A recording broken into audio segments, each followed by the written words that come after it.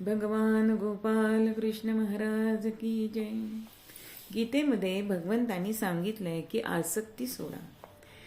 मग हे कशी सोडायची आसक्ती? तर 2 संन्यासी प्रवास करत होते. वाटेत नदी लागली.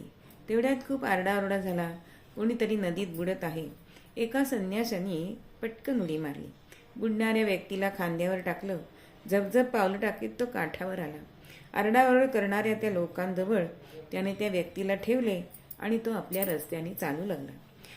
दुसरा संन्यासी सुद्धा त्याच्या मागोमाग चालू लागला. दोघे बोलत बोलत जात होते.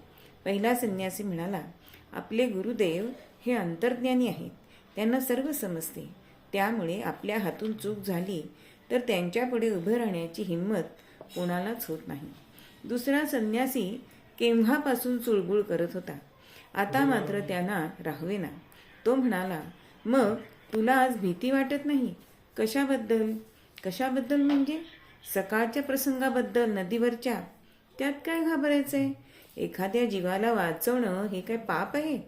नुसता जीव नाही, ती स्त्री होती. असेल नाही, होतीच. ती तरुणही होती, खूप सुंदरही होती बहुतेक. मला नीट पाहायला मिळाले नाही.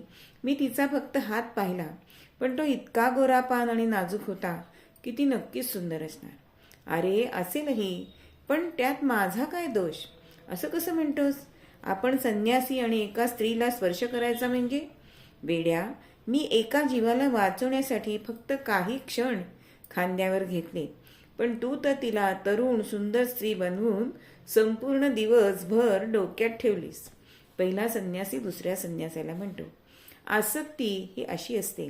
प्रत्यक्ष कृतीपेक्षा सुद्धा ती मनाला जास्त वेठीला धरते. शिवाय त्यामुळे काम, क्रोध, मोह वगैरे गुंता वाढत जातो. म्हणून आसक्ती सोडली की वासना कमी होतात. तेव्हा आसक्ती सोडणं महत्त्वाचं. श्रीकृष्णार्पणमस्तु.